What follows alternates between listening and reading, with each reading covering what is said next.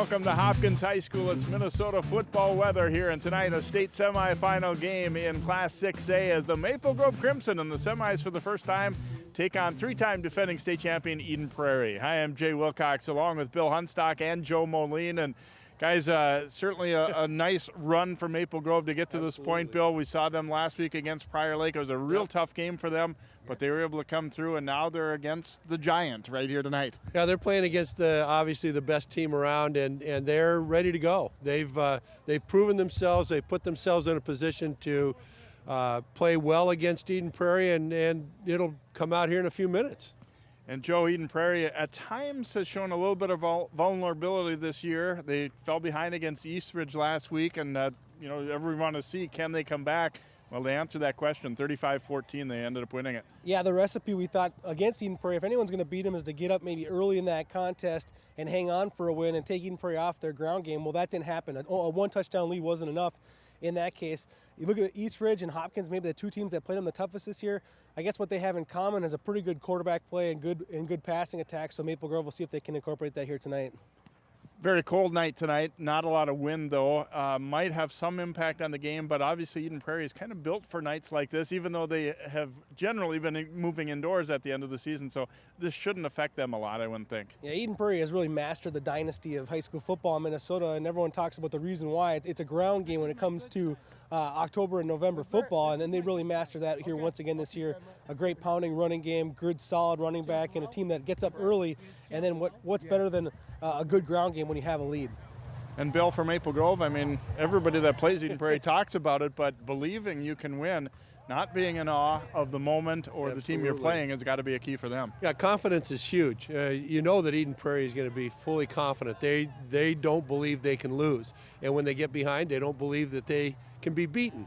So the confidence factor is huge. Maple Grove's kids are pretty confident. They played well enough this year to have confidence in themselves, but they've got to really play with the confidence that they know that no matter what happens in the game, because there are going to be some bad things happen to them, that they've got to be able to withstand that and go ahead and play hard and do what they know that they can do, and that's just play good fundamental football.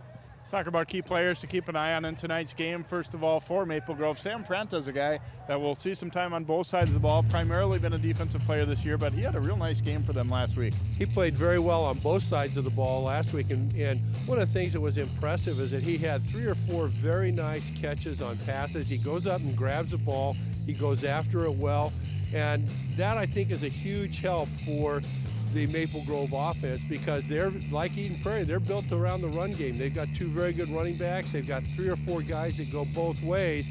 They're going to put their best athletes on the field all the time. And Sam really brings that quality of a third guy on the offensive side of the ball that will go after the ball when it's in the air. And I think that's a great weapon to have, especially when you got the kind of ground game that we're going to see from both these teams tonight. And they're going to be somewhat different in the way they approach the ground game, but they're still going to be both about 70% run. And for Eden Prairie, Joe, we'll talk about a guy who's fit right into their offense. A typical Eden Prairie running back, Will Raines, has been lighting up the scoreboard this year for the Eagles. Yeah, he runs behind a really good offensive line as usual for Eden Prairie, but at 215 pounds, he's a punishing running back, and really defenses wear down against him. We talk about this Maple Grove defense. They're a little bit undersized, but they obviously really breed out their speed. Well, he's a north-south runner. Maple Grove's going to be tested tonight with him. But here's a guy who picks up big first downs for Eden Prairie, but also puts it in the end zone. Over 3 touchdowns per game this season, so he's a big running attack for Eden Prairie. All right, Eden Prairie looking for more of the same. They're a 9-time state champion. They've won the last 3. Maple Grove, probably the biggest game in their school history here tonight. And if they can knock off Eden Prairie, they'd be headed to their first prep bowl. Stay tuned. We'll kick off in the cold here at Hopkins in just a moment. The Crimson and the Eagles state semifinal football. You watch Channel 12 at home. Why not on the go? Channel 12 is online at 12.tv. Watch on your phone, on your tablet. Channel 12 is your local source wherever you go. Just log on to 12.tv. Check out our videos, subscribe to our YouTube channel, follow us on Twitter, like us on Facebook, and even watch live events via live stream. So don't wait. Stay up to date with Channel 12 and 12.tv, your local source. It's time to drop the puck on a new season of boys hockey on November 21st and 22nd. Tune in for live coverage of the Channel 12 Turkey Trot Boys Hockey Tournament from the Plymouth Ice Center. Right tag gets in, free score! Host Wayzata will be joined by Maple Grove, Holy Family, and two-time defending state champion Edina. Nice move to the backhand, now he shoots, he scores! All 4 games will be live on Channel 12 and 12.tv. Skate in for all the action starting at 5 p.m. each day.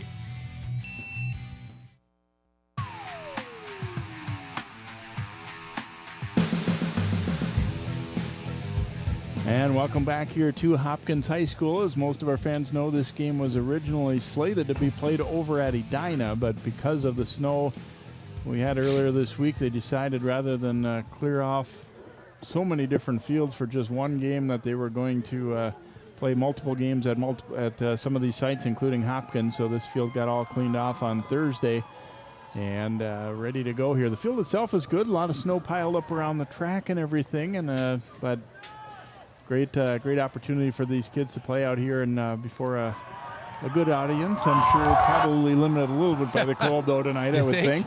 Yeah. 15 degrees will do that to you. So look at how these teams advanced. As Eden Prairie, as we said, fell behind, but then overpowered East Ridge, Maple Grove. A tight battle with Prairie Lake. Totino Grace and Lakeville North won on the other side of the bracket. And then Totino Grace really coming on strong and now into the 6A championship. They will await the winner of this one. Obviously, with that program, you can't say you're real surprised with playoff success, but they're moved up into 6A now. Absolutely. And the other thing is, a lot of people thought, this wasn't necessarily one of their best teams. They had a couple games this year. I know you guys saw them just barely slip by the Hopkins Royals, the team hosting this one. Yep. Yeah, we were doing that Hopkins game there, Bill, and we really thought that was the Royals had put themselves in position to win that football game. But Tino Grace, you got to give them a lot of credit. They, as a program, have learned to win those tough games, and they have gotten better as the year has gone on. Absolutely, yeah. And they really have improved since their loss to Maple Grove. That was a somewhat of a cathartic moment for them to realize, hey, we can not only get beat, but we got really embarrassed tonight. They're ready to play. Eden Prairie won the toss and they deferred. And so they will be kicking off to start the ball game. And you see the Eagles, rather impressive history. And people kind of forget that really before Coach Grant got there. And, the first title was the first year they were in the state playoffs at all was 96. It's kind of easy to think like they've just been there forever, but they've most of it's all been done in recent seasons. Isaac Collins and Clark Winnicky waiting back deep, but the kick is going to go short and bounces around a little bit. And the Eagles look like they may have it, or they think so anyway. And Eden Prairie will indeed have it. How do you like that? Onside kick to start the ball game. And the Eagles will wind up with the football on Maple Grove's 41. Takes a bounce. You see they let it go through right there, but then the little short hop just gets away, and that ball kicks free. My goodness. That's a good way to start the game. That's a very risky call, because if it doesn't work, you're giving up field position. But now you got a chance to take a lead right away.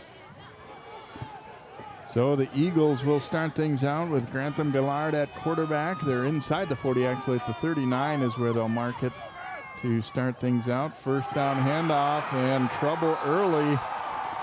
As swarmed under there was J.D. Spielman getting there first for the Crimson. Christian Ulhai as he beat the block there. Turned him back, and it will be a loss of about 5 on the play for the Eagles. And that was a good example of the kind of defense we see from Maple Grove. They're not the biggest guys, but they're quick. They've got good speed, and they get 4 or 5 guys to the football almost every play. 2nd and 16 coming up here for Eden Prairie. Lard delayed to Rains on the draw, and the Crimson stack that up impressively as well, and he'll get to the line of scrimmage, and that's about it. So Raines on his first carry. The draw action there doesn't fool the Crimson. You see what Gallard's done, not throwing the ball a whole lot, but has been an effective runner and completing a high percentage and not turning the ball over. So you like that part. That's all you're asking for. And in this offense, that's a great quarterback right there. Hand the ball off, don't drop it on the floor, and don't throw it to the other guy.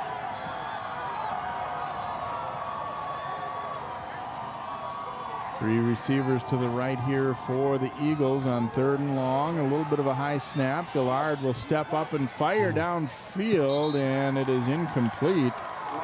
Stopping his route there, and Blake Cashman looked like he was trying to hope for a flag there as he ended up just kind of pushing into the defender. It looks like he just stopped on the route, and the defender, Sam Franta, was right with him. In high school football, as long as you're not grabbing the guy and as long as he's in front of you, you can have your hands on him. And I thought Cashman actually initiated the contact. Yep.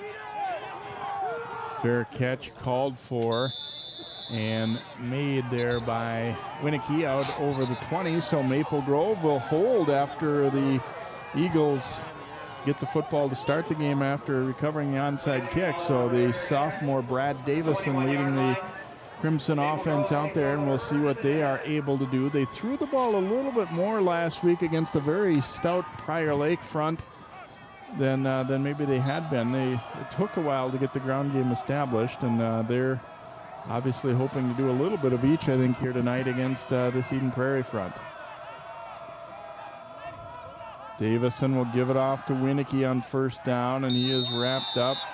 The Eagles ripping at the football there. Now we're going to see both these teams are going to, they're going to try to establish their game between the tackles and see where the defenses are and what they can do to move the football.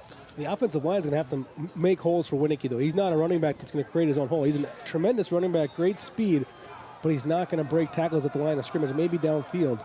So the offensive line is going to have to open up some holes for him. I think they're also going to have to protect Brad Davison well here tonight for the Crimson to have a chance to move the chains. Davison will throw it out to Franta in the flat. Broke one tackle, but then is immediately dropped in his tracks there. The flag down on the play here. Looks like it could be a face mask.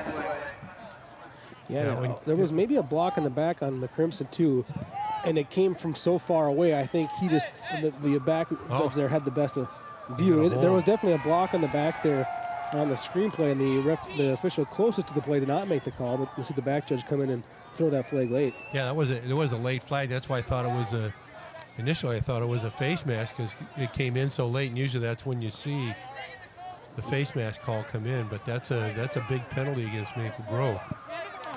Looked like 18-year-old rule you saw him there on the left side of your screen in the replay. He kind of disengaged from his defender. When you get beat like that in that play, your instinct is to want to push the guy, but your best case is probably to get downfield and get the next one and just hope your wide receiver can break a tackle. There you go. Funny how out in the open like that, you rarely get away with that, whereas things in a little tighter to the line, there's a lot more going on in there. So back to the 11-yard line for the Crimson here after that long penalty. 2nd and 20 coming up.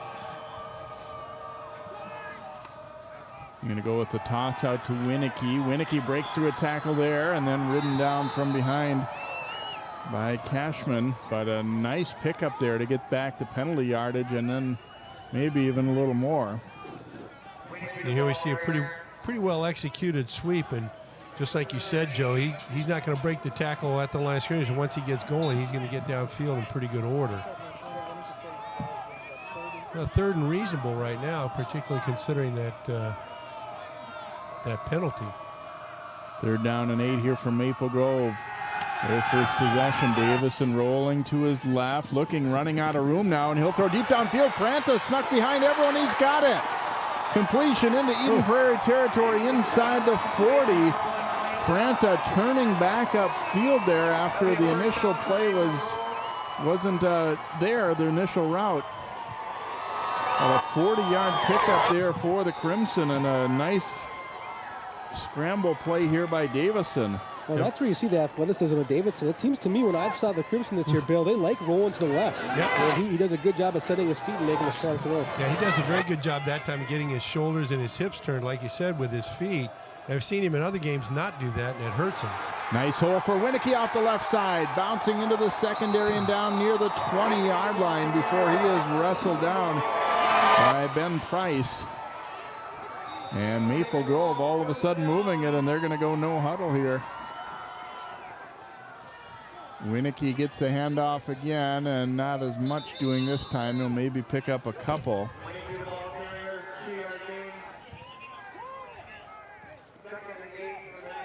And that's a good thing for them to do, I think, from time to time, is just change the tempo of the game. Go without a huddle and just change the tempo of things so that Eden Prairie doesn't get a chance to settle in and do what they want to do.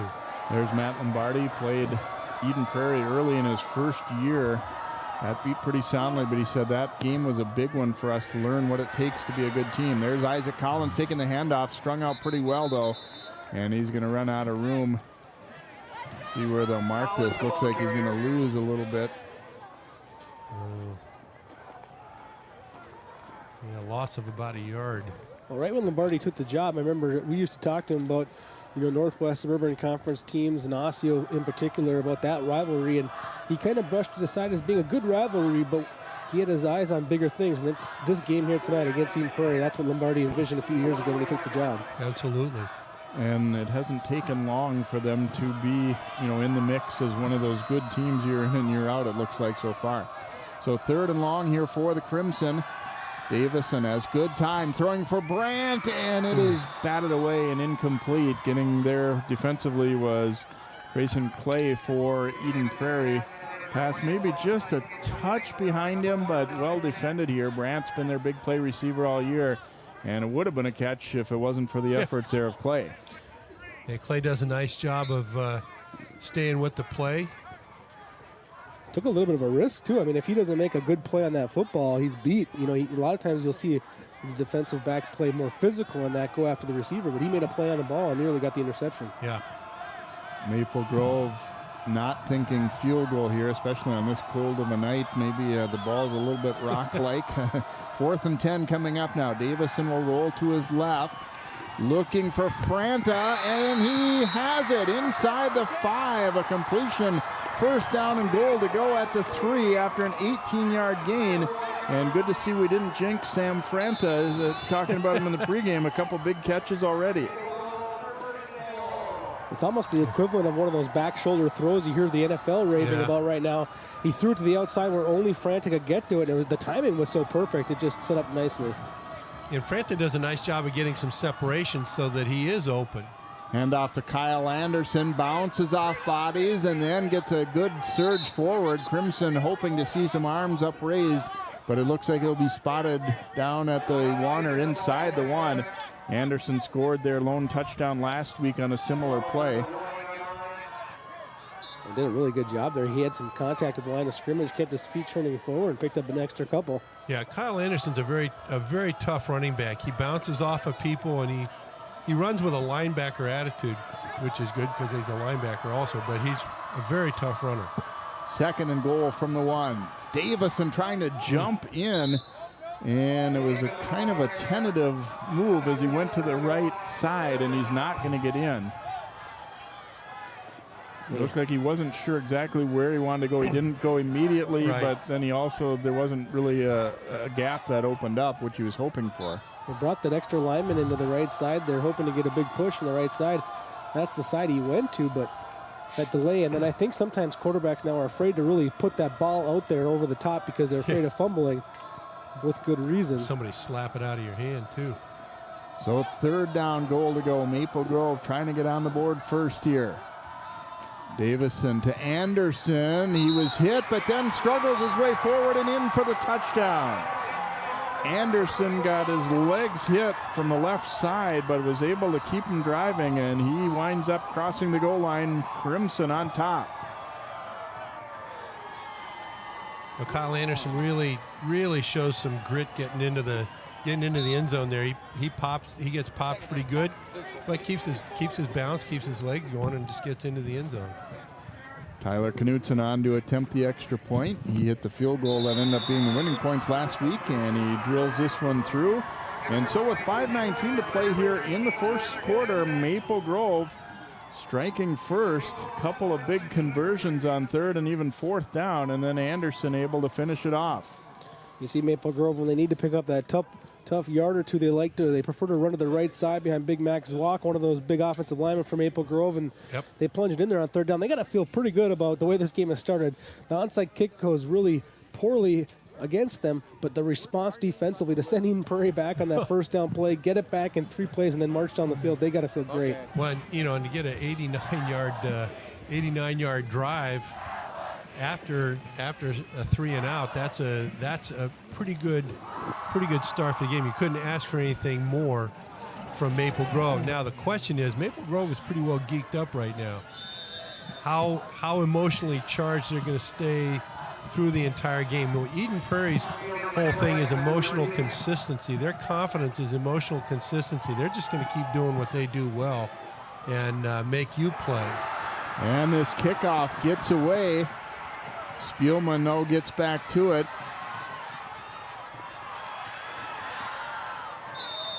And out over the 20-yard line here. I'm sorry, not Spielman. 5 rather than 6. Clay on the return there.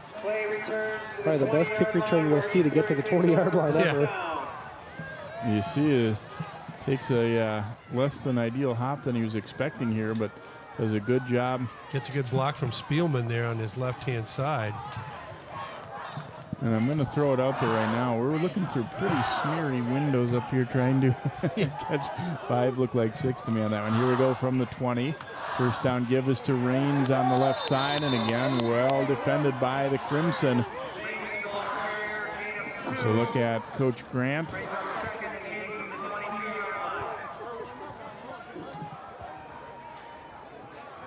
Pickup of a couple for Raines.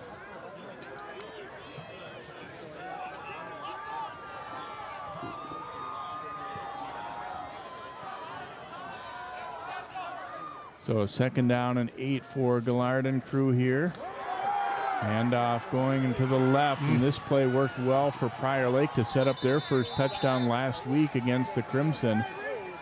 And not a bad gainer there for Spielman. Now the outside play, here's the counter crisscross. It worked very well last week from Prior Lake, and this is a staple of the Eden Prairie offense. Has been for forever. In Mike Grant's lexicon, he uses that play a lot. He likes it. It's a good old wing tee play. So they get their first down of the night out to the 35. Gillard spinning out of there looking to throw. Now rolls to the right. Pressure coming, but he's able to dodge it and get out of bounds after a pickup of 4 or 5 on the play. He'll pick up 4. Well, there really wasn't a wide receiver open, and that's the reason for that is because, the reason why Eden Prairie's passing game typically works is because they have to commit all 11 defenders to the run. Well, Maple Grove, they feel confident enough where they don't have to do that. So that time, the receiver runs down the field, the defensive back was running with them stride for stride. Yeah, they've got a very veteran and very good secondary, too. All 4 of those guys have really had good years for them and good careers for them. So 2nd and 6. Handoff up the middle, Raines struggling forward, but he was hit right near the line of scrimmage and squeezes out a couple out of it, but it'll be a 3rd down coming up. They have gotten bodies to him right away, and that's what you have to do against this Eden Prairie offense. Don't let them get going and drive you back off the ball. And particularly Raines, because he is such a power back that you've got to get him before he gets momentum. So far they've done that, but it's not how many times you stop him in the first quarter that matters. It's how many times you stop him in the 4th quarter that's going to really be the payoff. 3rd and 3 now from their own 42 here for Eden Prairie. 3:15 and counting first quarter. Maple Grove up 7-0. Handoff going to Spielman on the left side. And he's able to get the corner before Collins hog ties him down. Nice run. He just is fooled Collins a little bit with his speed, I think, there. Just not a big move, but enough to drive him back right there. Yep. And Spielman proved that he's got every bit of the same amount of speed that Isaac Collins has, and Collins has to recognize that. He's got to come up, and he's got the outside flank support. He cannot be beaten on the outside. He's got to keep that guy on his inside shoulder all the way. From the 36 now, handoff going to Raines left side, and he'll drive forward for about 3 on the play. So second down, Eden Prairie showing signs of getting a good drive going here.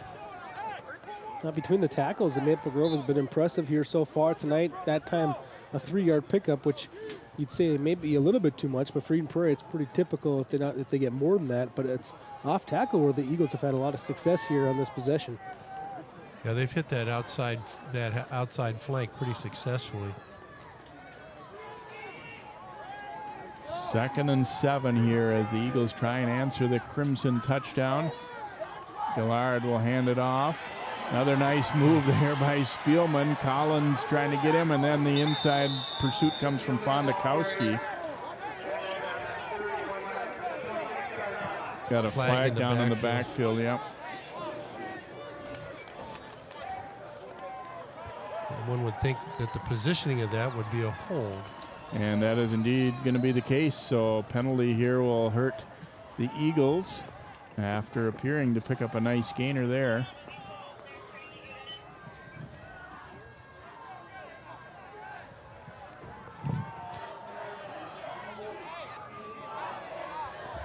So penalties.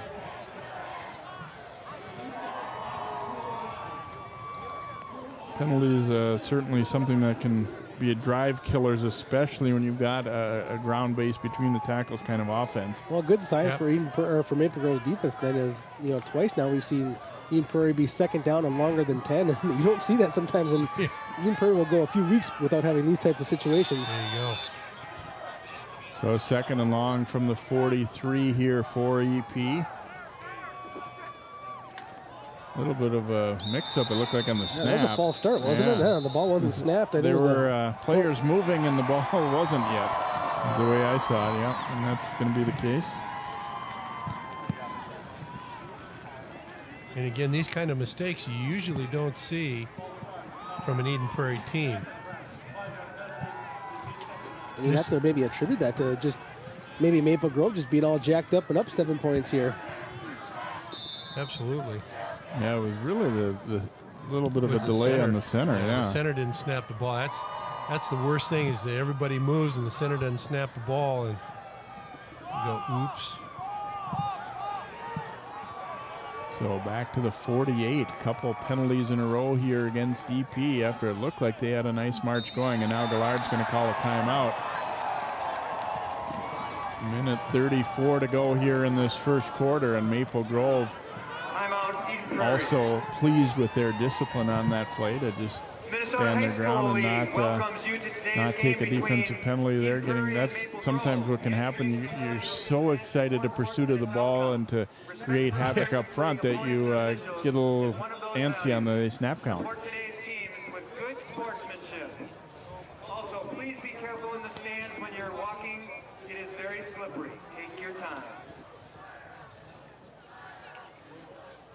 I think, Eden Prairie in this situation, they're probably going to go off tackle here to the air, but, up the middle, I think right now Maple Grove's been pretty strong. And like I said, I don't think Eden Prairie finds himself frustrated with not being able to get big yards up the middle as often as opponents would like them to. So Maple Grove has to feel pretty good about where they're at right now, and then having Eden Prairie take a timeout right there, the defense has got to be ready for something a little bit different coming out of this play. 2nd and 22 at the Crimson 48 here for the Eagles. And they will go with the handoff left side to Spielman. He's able to get to that edge again. Franta knocks him out of bounds just shy of the 40, or right near the 40 anyway. And we'll give him a gain of 8. So he has certainly found success in the early going here. He has 38 yards on 4 carries unofficially, getting to the outside. Well, you know, that seems to be one of the things they're going to do is they're going to fire Rains between the tackles, and they're going to try to hit Spielman on the outside. I think Maple Grove's defense is going to stay committed to stopping Rains, not let Rains be the one that beats him, and then try to tackle Spielman before he gets going too much. From the 40, 3rd and 14, Gallard looking down that left sideline, up for grabs and incomplete. Defenders were there. Brandt looks like he came up hobbling just a little bit as that throw was intended for Blake Cashman. I think the ball just gets away a little bit from Gallard there as he let it go. It's tough to throw a cold football on a cold night. I think for a moment Cashman looked open, Yep. and the safety was able to come over and make that play because the ball hung up there so long. It might have been a different type of throw needed on that play. Scott McNeil's punt is a rather short one, but it'll bounce into the middle of the field around the 17. So 23-yard punt, but no return. So the Crimson, after giving up a couple of plays and a couple of first downs, able to come up with a stop with the help of penalties there. So they have to feel good about that, as it looked like Eden Prairie might be marching toward tying it up. Well, they certainly started that drive off the way they wanted to, and Maple Grove, after the penalty, was able to stiffen up a little bit. From the 17, first down handoff. There's Winicky with that patented spin move into the middle there, and a pretty well blocked play to start it out, as he'll get at least 5 on this one, maybe a little more. That's a nice start to this sequence. First and 10 from inside your 20, and you get 6-7 yards on first down. It sure makes your play calling a lot easier after that. Going to call it a gain of 7, so 2nd down and 3. And not much doing on that 2nd down handoff as Collins knocked back.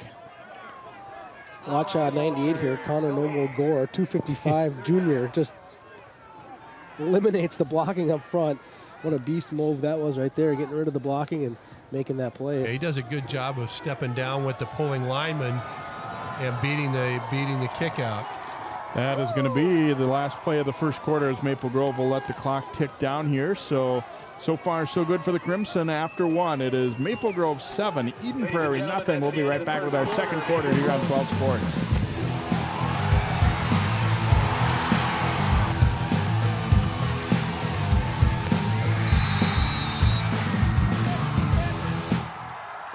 It's time to drop the puck on a new season of boys hockey on November 21st and 22nd. Tune in for live coverage of the Channel 12 Turkey Trot Boys Hockey Tournament from the Plymouth Ice Center. Right tag gets in, free score! Host Wayzata will be joined by Maple Grove, Holy Family, and 2-time defending state champion Edina. Nice move to the backhand, now he shoots and scores! All 4 games will be live on Channel 12 and 12.tv. Skate in for all the action starting at 5 p.m. each day.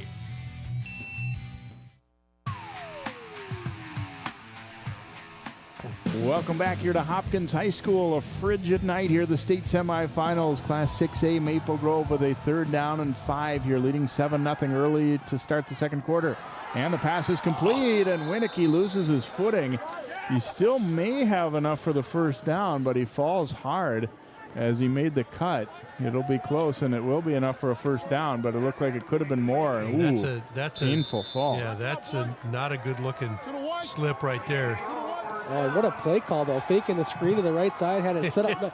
You know, they really had a couple Eden Prairie players, defenders move that way, and that really bought some more time to set it up on the left side. Great play call on 3rd down. Yeah, if Winicky doesn't slip and fall, he runs for a much longer distance. The good news is it enough for the first down, so handoff will go to Collins here. Collins cutting back hard and a nice push. There is a flag, though, on the far side. And this, I'm going to get together here. This one might be in a spot where you see like an offside. Yeah. No, illegal formation is the call against the Crimson. That'll cost him 5, but I also noticed that number 47 for Eden Prairie, linebacker Jake Halverson, one of their captains, got up limping and left the field. And they got one player down there in the middle of the field. That might be Halverson. That might be Halverson, 47. Well, that would be a big loss to the Eagles defense. Yeah, he's one of the strengths of their second level of their linebacking core, which is pretty good. Winnicky is back in there for Maple Grove, by the way, after that awkward slip a few moments ago. Another thing that just worth noting, on cold, frigid nights like this, it seems like these type of games are the tough ones. Injuries seem to hurt a little bit more. You're not going to tough out that ache and pain as much as you would maybe on a little bit warmer night. Absolutely.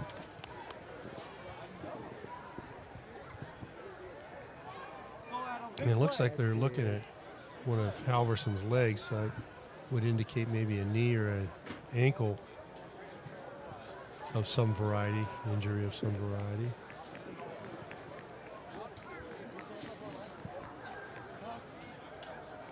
Yeah, he's not putting weight on that left leg the way it looks here.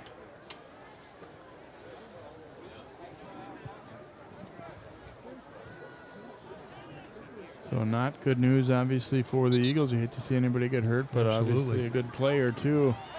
And from the looks of that, you wouldn't expect him to be darting back into the game in a few minutes based on how not being able to put any weight on it on the way off. Now he's very ginger with his left leg, so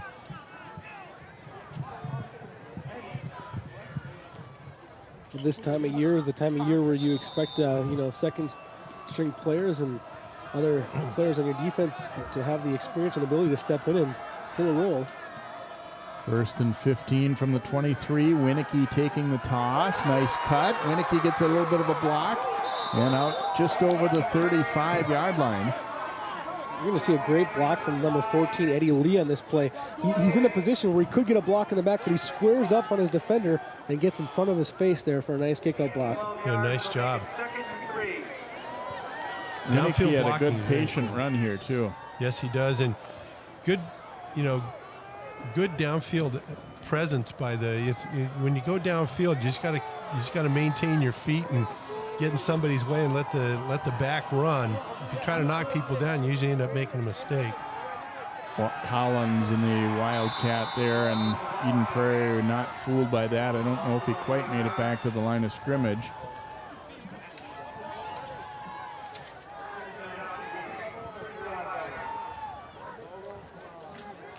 So 3rd down coming up here for the Crimson. Connor Gore, pretty involved in that tackle. Number 98, big 6'5", 255-pound junior defensive end. He's made his presence known a couple of times already tonight. So at 3rd and 3, Maple Grove, Davison directing traffic with Winnicky, telling him get up under center here. Anderson comes in motion, and the handoff goes to Winnicky. Oh, and he is blasted. Wow. Coughlin getting there and dropping him. And Carter Coughlin has some ties to District 279. His dad, Bob, was a great player at Osseo. And he comes through here, and Winnicky would like to have declined the handoff there, I think. Yeah, that's one where you never even saw that one coming. Well, you have that backside blitz there, and if you blitz from the backside there, you're really unaccounted for in the blocking scheme. Absolutely. And his speed just brought him to the football.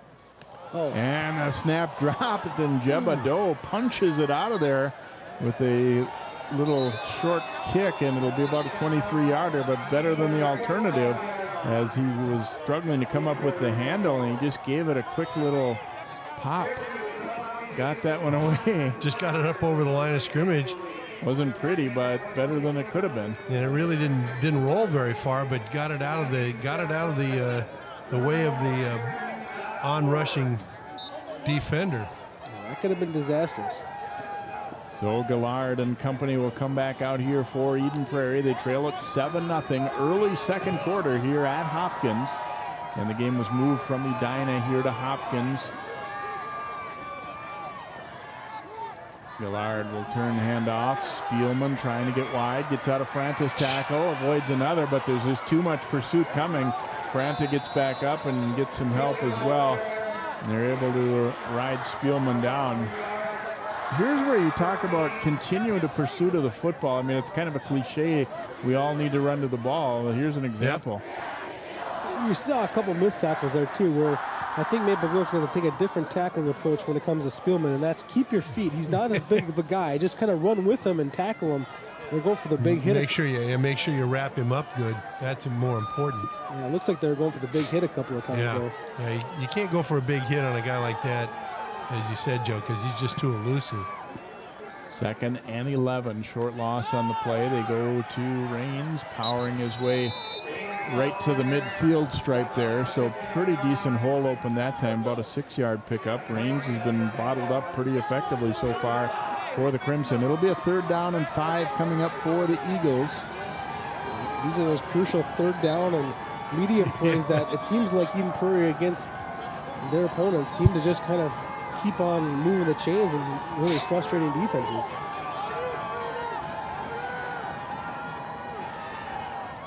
And they will go with the handoff up the middle.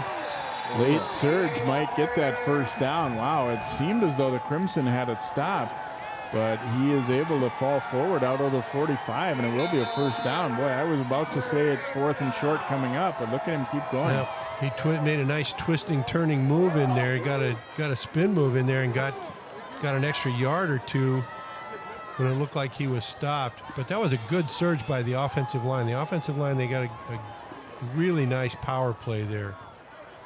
That's where you need that safety to come up there and hit the pile. I mean, sometimes people think it looks like a late hit, but how important would it have been to have a safety come over the top there and just stop that pile altogether? Yep.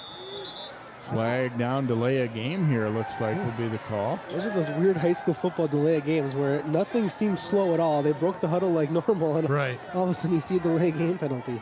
Well, I'm glad I'm not the only one that thought that. No, It didn't feel like there was any more time taken between that play than any of the rest. That's one of those ones where the official must have just started his clock early or something, because there's nothing abnormal about that play calling and breaking of the huddle.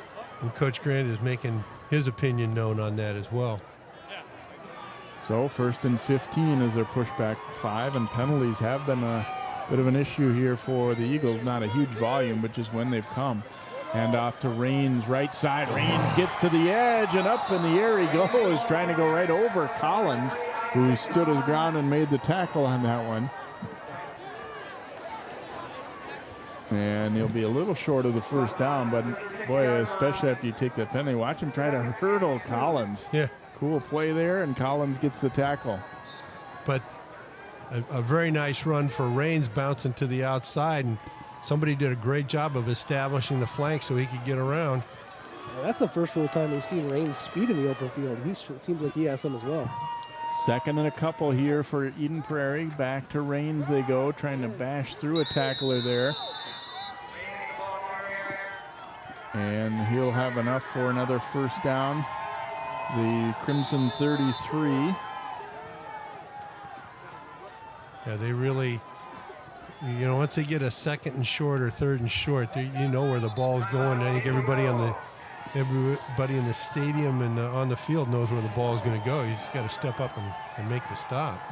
Timeout taken here by Maple Grove as they can see a thing or two they need to shore up, and also just kind of take a breath here and halt Eden Prairie's momentum a little bit with a timeout.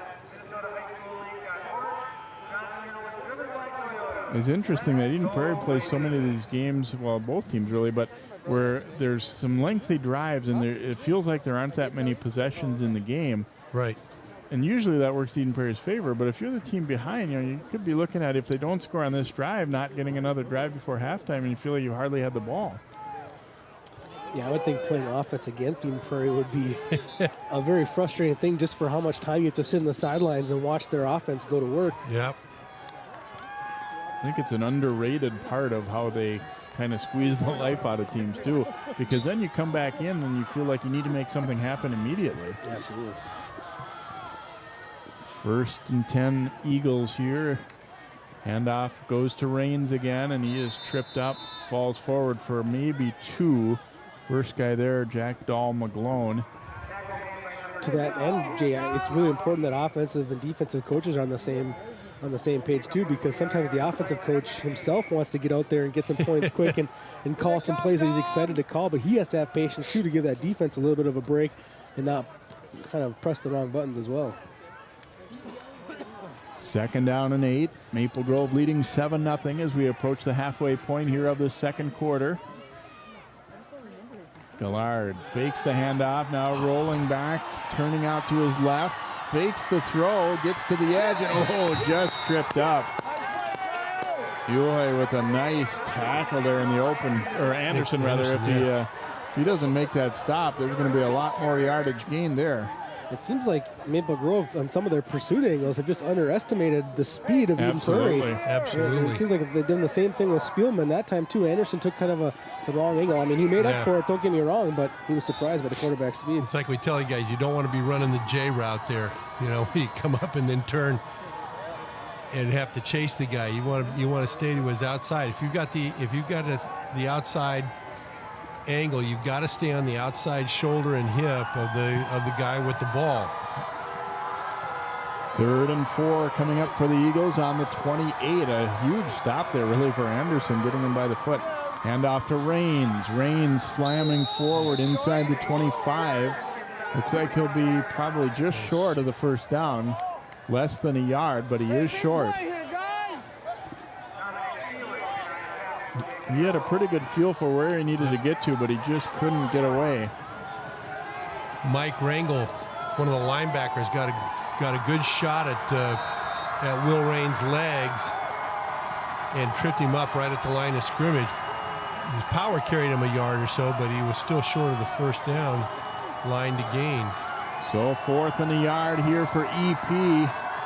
Big play in this ball game here midway through the second quarter. Gillard goes to Rains, and they'll get it with ease. That was the offensive line doing the work there for Eden Prairie. They push down inside the 20. Boy, 4th and 1, and you get 6. Running right off the right guard. That's pretty good. Yeah, that offensive line just basically moved the line of scrimmage forward a couple of yards there. There was no contact within a couple of yards of the line of scrimmage. So 1st and 10 for the Eagles at the 19 of the Crimson here. 4 minutes to go and counting in this second quarter, and Maple Grove protecting a 7-0 lead, but Maple Grove is finding themselves getting knocked back just a little bit on this drive, but need to come up with a big stop. Fake the handoff. Here's Gillard rolling to the right. Anderson chasing him. He gets around the edge and then knocked out of bounds, and there's a flag. Going to be a late hit on the Crimson. And you have to wonder if all the snowbanks and everything there influence that a little bit, make it seem worse. Well, I think could be. I think just getting beat in general makes you kind of worry about not tackling near the line of scrimmage. And I think because that was the quarterback, there might have been a little bit extra protection. That's where the official, he's got to realize it wasn't a malicious hit, though, too. I mean, there's a difference between a hit and a tackle, right? Right. And to me, he's being wrapped up near the out of bounds line, and then just finishes the tackle. I mean, I have a hard time with that one because it wasn't a big hit, but I agree. His foot was still in bounds when he started contact. Yeah, I mean that's just, and it wasn't a huge, It wasn't like he hit. popped him after he'd started to throttle down too. So 1st and goal here from inside the 10, and there's Franta chasing him down and trying to cut it back the other way once he realized there wasn't much there, and Spielman run down by Franta. Well, this is the same backside corner blitz that we saw Eden Prairie do a few minutes ago with a similar result. And Sam Franta does a good job of maintaining his feet and his balance and putting Spielman down. So 2nd and goal back to the 12. That is a huge play. Changes the playbook, certainly you would think, for the Eagles here, although then again, maybe not. There's a flag down again. Illegal shift. Illegal shift or illegal formation. I thought it was something maybe to do with how the center moved the football or something. Illegal substitution. Oh, about the huddle itself. Okay. Probably, yeah, that's exactly it, Joe. That's with the offense. I mean, it has to be you broke the huddle with 12 guys. You put, Eden Prairie in a passing situation, just going back to a couple of plays ago when they were going to pass with the quarterback held onto the football. If you get Eden Prairie to pass football, it's advantage Maple Grove. They have such a good secondary, like you mentioned before, and You know, as they've tried to pass the ball a couple of times, there hasn't been a single guy open. Yeah, you certainly can't let the quarterback, can't let Gillard run the football. So 2nd down and goal. Spielman takes the handoff, wrapped up, and nothing doing. Another well-defended play there by the Crimson. Is the shooting in here is Brandt to get a hold of him, and then got some help. And see, this is what I think where Maple Grove is a championship contender because of their secondary here. These situations here, right? You know, you have a lot of confidence in Maple Grove's defense in these situations, these 3rd down and longs, where they know where that goal line is, they know what they're protecting, and they're going to go after the football. They're not going to just let it float around up there. I think we have a timeout requested here by the Eagles before this 3rd down play. 3rd and goal from the 17. Boy, after that penalty, all of a sudden it's 1st and goal at the 8, and they feel like they're really in business. But a combination of penalties and well-defended plays, and now they're the ones with their backs against the wall a little bit.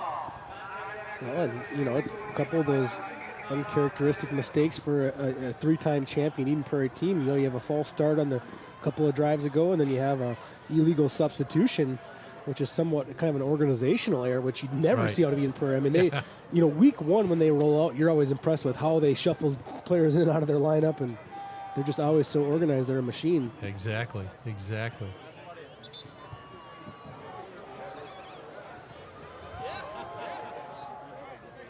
Crimson here, I think, probably for their sake, can't really afford to get greedy on this one. Yeah, you want to sack them for a loss of 10 or whatever, but the key thing is just to make sure you get a stop and you don't get yourself out of position by going trying to make a play, you know, beyond what you should be doing. Gillard looking to the right. Now we'll flip it back over the middle to Spielman. He has it. A lot of defenders there, though. Spielman trying to bounce away. Gets to the corner. Still defenders there. They'll knock him out of bounds on about the 4, so it'll be 4th down and goal. Tremendous run ultimately by Spielman, but he'll still end up short of the end zone as the Crimson did keep pursuing. Boy, and that was just a back foot throw. I mean, Gillard just heaved it out there, but you can see the strength that Spielman has. Good tackle by Collins. Collins did not overcommit that time. He kept his feet. Spielman's got a little Darren Sproles in him or something. You know, something just so elusive when he gets that ball. People just miss him. Here we go. 4th down and goal to go here for the Eagles. They'll shift into the shotgun. 5 receivers, and Maple Grove's going to use a timeout, I think. Yeah, here. 5 receivers, including a lineman out there on the right side. Yeah. It was like they threw a tight end and a tackle out to the right side there, and you got to wonder if they're not trying to throw a screen out there and let your big tackle get a block. It was a formation that they have not seen, and they want to talk it over. Cannot say as I blame him, but we talked about the number of possessions, Jay, you mentioned a couple minutes ago. I'm looking at the clock. There's 1:47 to go, and they got the ball with about 8 minutes to go in the half, and you know they haven't put the ball in the end zone yet, but Maple Grove hasn't touched it in 8 minutes. And you can't overstate how big of a play this is upcoming here right now. Right. Yeah. If Maple Grove keeps Eden Prairie out of the end zone on this play, it's big. It's huge. Of course, then Eden Prairie will get the football at the start of the second half. Back and ready to go here. Once again, they'll do the same shift. And the snap is high. Gillard's going to have to try and chase it down. He does, but he goes down in a heap. Maple Grove holds on downs, and they'll get the football out closer to the 20 as well. So a mistake again on the high snap.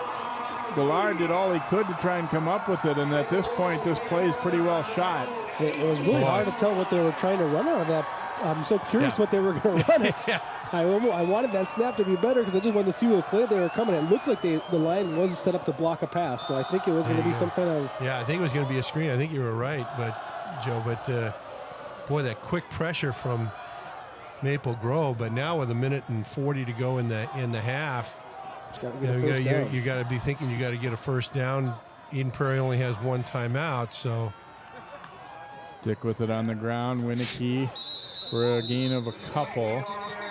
And then tossed down late, and of course, especially after that late hit call we saw the other way, Maple Grove fans begging for one there. Yeah, and he was definitely thrown down. He was stopped. The whistle had blown. He was stopped, and then after the whistle was blown, they threw him down. Prairie did not take a timeout after that play. He'll pick up 3 on that one, so 2nd and 7.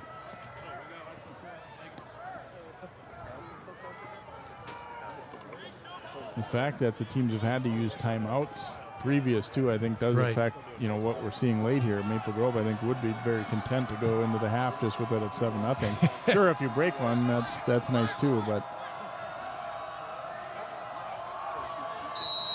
And now a timeout taken by Maple Grove as they seemed a little bit unsure on what exactly they wanted formation-wise there. So Coach Lombardi will take a timeout. Interesting talking to Matt about, Eden Prairie, and he said, obviously they're a team, they win so many titles that people kind of love to hate them, but he said they're just a good program. They do things the right way, and we're, no bones about it. We're trying to be like them. Yeah. And I thought that was interesting to hear him talk that, about them. Obviously, when he was with Wayzata, competed against Eden Prairie, and if, there was one program or team that kind of was almost to their level, it was Wayzata with Coach Lombardi working their defense over there. Well, Lombardi hasn't been beat by 50 points to him yet, so I think the people that don't like Eden Prairie are the ones that have been pounded into the ground. Lombardi has had maybe relative success against them, maybe not success, but I hear what he's saying though. I mean, it is a program you strive to be. 2nd and 7. Give us to Collins. Collins into the secondary. And out over the 35 before he's wrestled down, and a big first down there. Nice play call. Yep. Coming out of that timeout. If they were confused before the timeout, this is their version of the sweep. Pulling 2 linemen and getting them out in front of Isaac Collins. And really nice job there. Davison rolling right. And that throw is going to be picked off. Tried to force it in along the sideline, and it is intercepted there by Bill Coop. I like the idea of hustling up the line of scrimmage and seeing if we can't get a successful play. This is just where you hope your quarterback realizes we're going to try to pass the football, but if it's not there, it ain't there. Just throw it away. I think when he launched it, that ball was not a bad choice, but the ball was tipped at the line of scrimmage and really came up short of the intention, and Coop was right on top of that. So with 19 seconds to go, you've got to, now you've got to really buckle your hats on and play some defense. I wouldn't be surprised to see a screen or a draw here. You got 4 quicks, maybe a draw, maybe a screen. Get somebody moving. Allard will hand it off to Rains up the middle. Broke a couple of tackles, but then is wrapped up. They only have one timeout left, and we see a late flag come in at the end. They got to get some consistency on these late hits.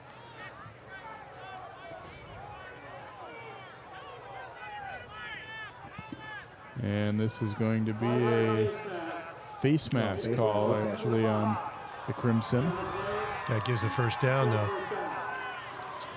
Only a 5-yarder, it looks like. Yeah, just a brush on the face mask right there. Clock running, and now. Illegal procedure. It was a false start. So there's the 5 yards right back, but it's still first down. Did they reset the clock? They lost a few seconds on that play. They should reset the clock. Now Eden Prairie will use that last timeout, which I guess I was questioning why they weren't going to before that play anyway. Especially after a running play. Yeah.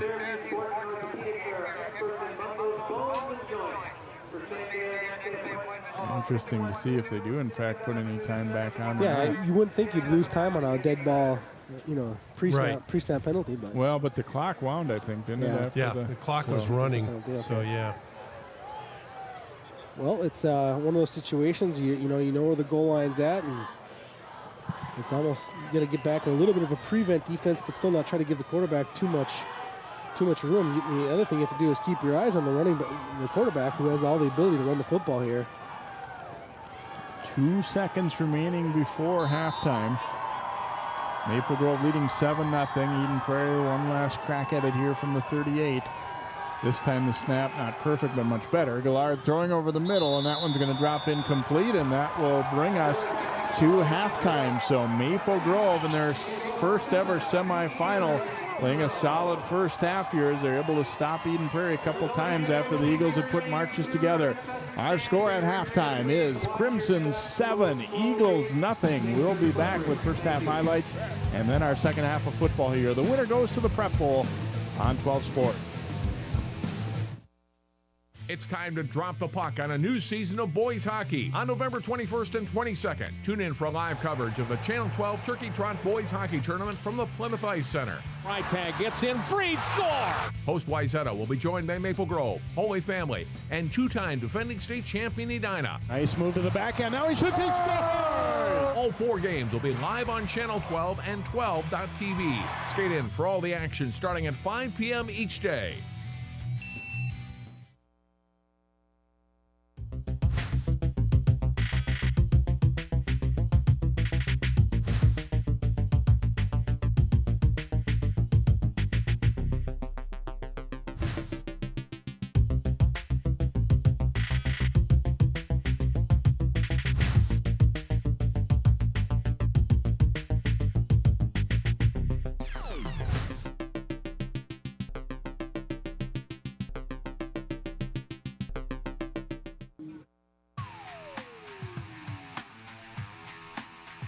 Winter in Minnesota, even though it's not officially winter yet here. A lot of snow along the edges of the field, but the field cleared off nicely here at Hopkins. Maple Grove leading Eden Prairie 7-0 at halftime here of our Class 6A semifinal.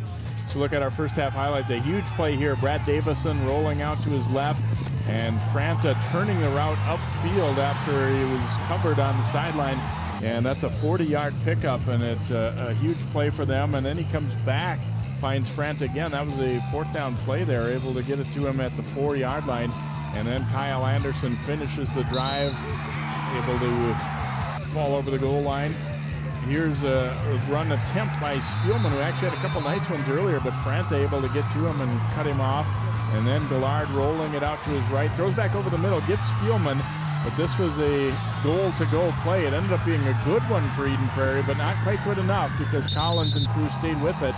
Got him at the 4, and that led to this one, a high snap on 4th down. That was 4th and goal, and Eden Prairie's best chance of the night went by the wayside. However, they got the ball back late after Maple Grove threw it, and it was intercepted along the sideline there, but nothing coming out of it. You see the rushing in the first half, just a slight edge to Eden Prairie. Maple Grove, with a couple of those completions that we just saw there, able to get the edge in total yards. First downs about even. Penalties have been an issue, more so for Eden Prairie, and they have committed 5 penalties here in this first half. Stay tuned. Our second half of football is coming up next year. We'll see who will face Totino Grace in the Prep Bowl in Class 6A. That comes up next year on 12 Sports. So, I got this new family, and I don't know what it is about this one, but she can't seem to put down that toy all day long. Tap, tap, tap, tap. Oh, and she even talks to it. She talks to that more than she talks to him. What's up, bro? Nice shirt. Who's she talking to? Her mom? She talks to her mom a lot.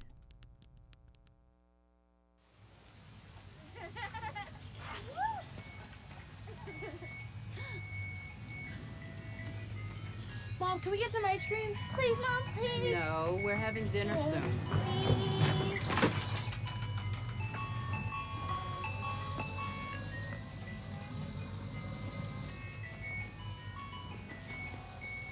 You don't have to be perfect to be a perfect parent. There are thousands of children in foster care who will take you just as you are. And welcome back here to Hopkins as Eden Prairie deferred their choice before the game, so they will get the football here to start the second half with Tyler Knutson getting set to kick it away here for Maple Grove. The Crimson leading 7-0, and I think for Maple Grove, important that they come out and feel like they still need to attack and win this game, not protect a lead for this half and not, be looking like that. Yeah, you've got to play. You always tell the guys you got to play like it's 0-0, and you got to really go after it. But you don't want to play like you're defending the lead. You want to play as aggressive as you possibly can. You're one play away from a tie game. Spielman and Clay back deep here to receive for the Eagles.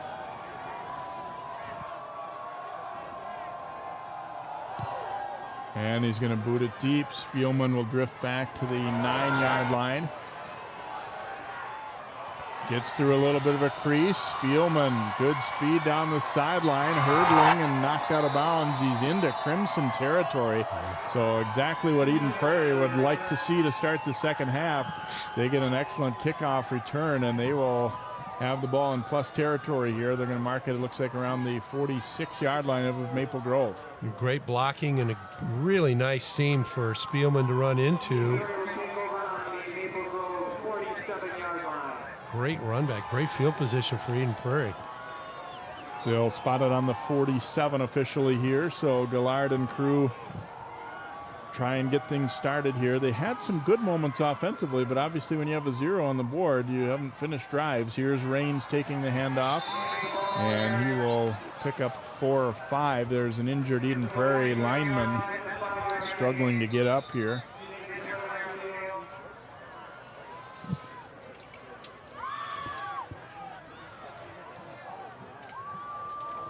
I don't know. I didn't catch a number, but you're I think it might be 76, Kyle Rodemaker.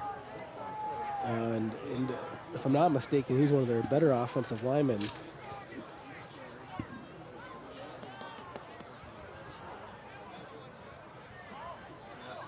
When you see the power that Raines brings, I mean,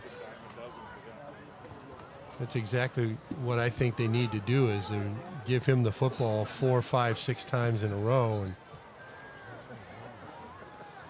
let him carry it.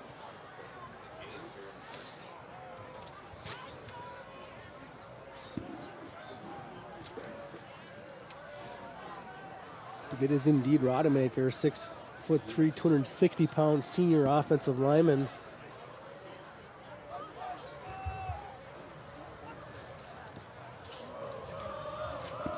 I'm going to try and get him to his feet, it looks like here.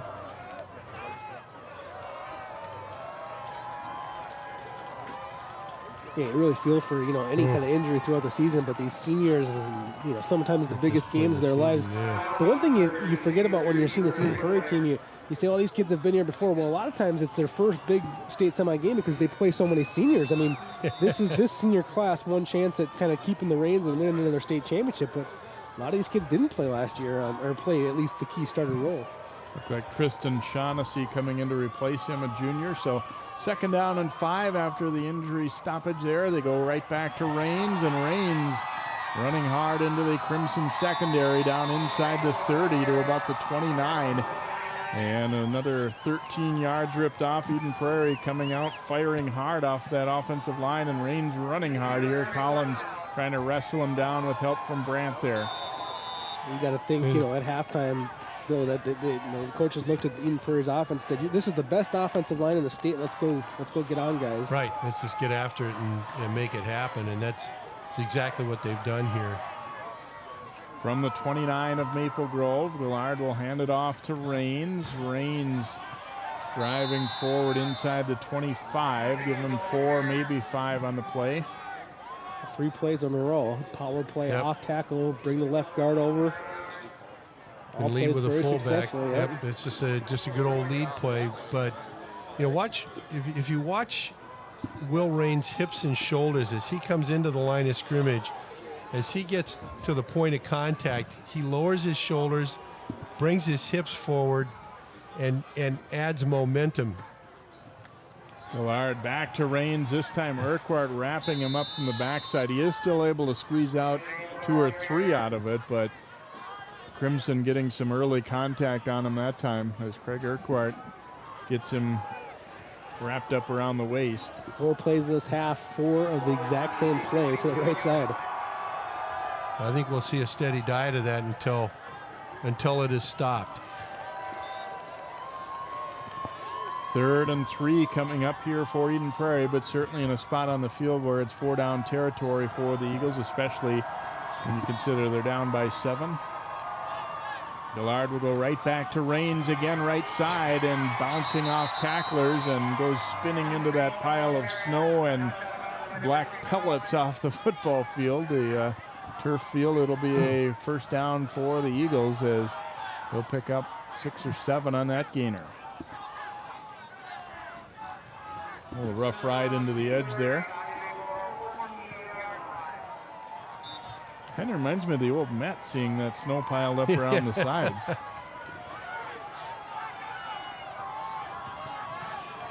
First down from the 14 now for Eden Prairie, trying to start the second half with a good drive. Handoff goes to Spielman. Spielman able to step through a tackle, stays on his feet, and he's in for the touchdown. Eden Prairie getting on the board on their first possession of the second half as they come out sharp to begin the half.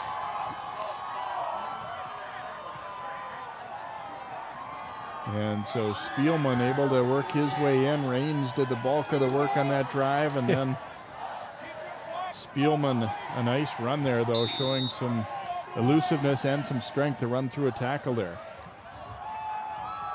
That is what I would consider a classic Eden Prairie possession right there. Extra point attempt by Brandon Gould, and it's an important one, and it is up and it is good. And so with 9:30 to go in the third quarter, Eden Prairie coming out with a quick drive for a touchdown here to tie things up. And you see Spielman just using body position and angle and good blocking. Nice move right there. Defensive back overruns the play a little bit, and he gets into the end zone. And they went, different play call there on the inside counter play, but, every play went to that right side off tackle, which included the pulling lineman from the left side, Joe Fawning, who, I got to mention, he looked like he was pretty shaken up on that last play too. So another guy to keep in mind when Eden Prairie comes back on an offense. They might have lost 2 linemen in that touchdown scoring drive. And they go with the short kick again, this time fielded well. Ben Schultz, the offensive lineman who actually let the first one go by to give somebody else a better crack at it. This time he comes up with the catch. If you're just joining us, the game started with a similar kick, and Eden Prairie recovered it, although it didn't end up hurting Maple Grove ultimately, but Schultz showing some hands there. And the turnabout is you get the ball at the 44-yard line, not bad. And Eden Prairie did the same thing last week after their first or second score against East Ridge. And, a couple of successful onside kicks will keep you right in a ball game. So Brad Davison and crew out here at the 44. Play action as he rolls to his left. Fires over the middle, complete to Collins. He's down on the turf and then knocked down, and not going to see a flag, it looks like. And this will be a first down completion. Yeah, I don't know. Really, it was not a hard hit. It wasn't intended, but it was no worse than. The play is clearly over by a long ways. 98 took about 10 strides. Usually it's one stride and you got to pull off. Yeah, he kind of pulled up there at the contact though. So I'm gonna, I like to keep the flags off the field as much as possible in these games. Pitch goes out to Winicky, cutting it back. Good strength to hang on to him there by Cashman, or that one could have picked up a little more. It'll only be about a 2-yard pickup as it is. And I agree, Joe, looking at that last one again, it wasn't as bad as it maybe appeared. Go back to the completion, and that's Davison rolling to his left again. We've seen 3 nice completions where he's rolling to his left, sets his feet, and finds an open receiver downfield. And if that ball is thrown where his receiver can keep his feet, that could have been a huge play. Yeah, Collins had a lot of space around him and had to make a catch where he went down onto the floor to grab it. From the 44, fakes the handoff. Davison downfield for Brandt and almost intercepted.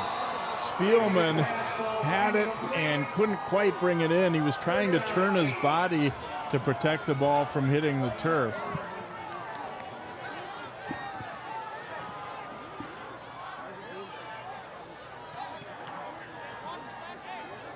just over the top there. Looks like it was.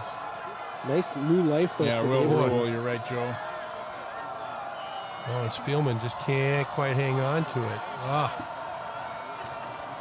Well, new life for Davison in the Maple Grove offense is that could have been a critical turnover. Now you're 3rd and long. 3rd and 8. They're going to go with the handoff to Winicky, and Winicky is wrapped up and unable to escape Scott McNeil. What a play by McNeil, though. McNeil is being engaged and blocked as he makes this tackle. Reaches over the top of his lineman that was blocking him. Gets some help from the inside as well, but a tremendous stop there by the Eagles. Yeah, Lucas Wood got a part of that as well. Last time Doe had trouble handling the snap and just had to boot one out of there. This time, plenty of time. It's a very high short kick. And it takes a bad bounce for the Crimson back the other direction and be down at about the 23 or 24 yard line, so about a 20-yard punt. If that one rolls the right way, they've got their money. I mean, that thing's going to go down inside the 10, but instead it took a Eden Prairie hop. Yeah, that was a terrible bounce away from being a great punt. I mean, that ball hung up there long enough to get his defenders down there to cover it up. Absolutely. Defense needs to respond here for the Crimson. Yeah, you know, it needs to withhold some of that rushing attack that we saw in that opening possession. 1st and 10 from their 23 here for Eden Prairie. Second time they've had the ball this half. Last time they marched right down the field and scored. And Raines trying to run people over there and will pick up another nice chunk. And this is what Eden Prairie does. A lot of teams are really excited thinking that they've done a great job against them in the first half, and then ultimately later on it gets harder and harder to continue making those stops. And they do have 2 starters from their offensive line now not out there, both 62 and 76 for Eden Prairie, both on the sidelines. Is Fanning has now gone down as well as Rodemaker. 2nd and a couple here for EP. And Raines powering forward will be close to the first down. Of course, I guess if there's any program that probably is going to have pretty good backups, it would be this one. You know, they might lose some ability up front and some experience, but they don't lose size. I mean, they just roll another big guy. And I'm sure that their second line guys have gotten a fair amount of playing time this year as well. Their second string offense would have been a lot of high school football games. From the 34, first down, Eagles right back to Raines. Keeps the legs driving and will pick up 4 or 5 more. Yeah, I've always felt like that was a little bit of an underrated part of their success, was how much they were able to get those second and even third team guys into ball games because they play with leads. And, you know, then the next year comes around and you say this is a first-year starter, but he's already played, you know, 85 snaps the year before or whatever. Right. And he's got as much experience maybe as the guy that left ahead of him. 2nd down and 5. Right back to Raines they'll go. This time well defended, and the Crimson get a stop. 3rd down coming up. And that was the first, you know, line of scrimmage or negative play that Maple Grove has caused this quarter so far. In the first half, what their success was, a couple of Eden Prairie, you know, penalties shooting themselves in the foot, but a couple of good defensive stops at the line of scrimmage. This is the first one that takes them slightly off schedule. Big 3rd down here, probably not in a 4-down territory, you wouldn't think, for them at this spot on the field, so probably want to get it all here. Here's Gillard, keeping it on the left. He'll have the first down and into Crimson territory and pulled out of bounds there by Collins. But it'll be a gain of about a dozen. Tell you what, watch 13. Maple Grove really wants a holding call. Look at this block on the open field by Raines. You make the call there. It's close. He's got one hand on the back there, I think, Bill. Yep. Got a pretty good grip. I thought that usually you see that called a hold, especially in the open field. Yeah, especially on the backside. You know, if it's on somebody's back as compared to on their front, it's going to get called. Instead, it'll be first down 10 here for Eden Prairie at the Crimson 49 here. Under 5 minutes to go now in the 3rd quarter. Eden Prairie has tied it up and coming back with another drive that's and there's movement in the backfield there, headed toward the line early was Raines, and think there was another one where the center didn't snap the ball on the right count.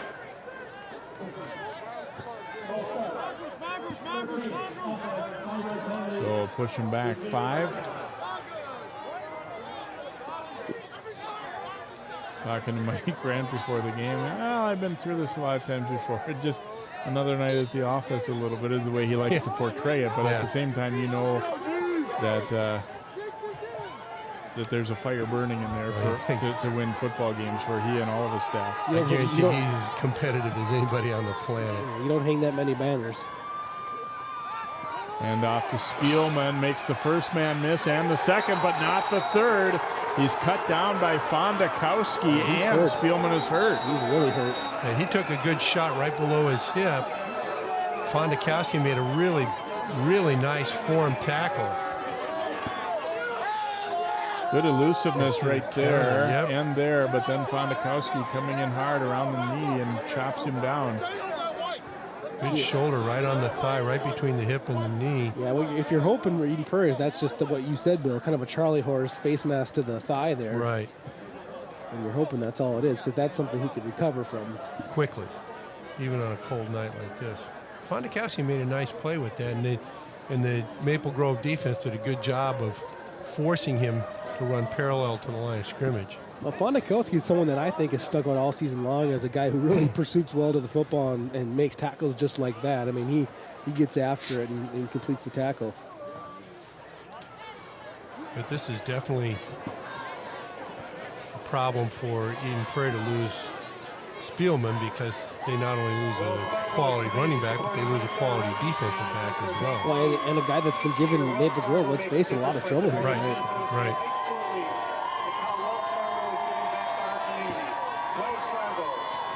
Yeah, the injuries starting to mount up a little bit. I mean, even though we talked about their depth. 3 offensive starters. Right. And 1 defensive guy. All with leg injuries.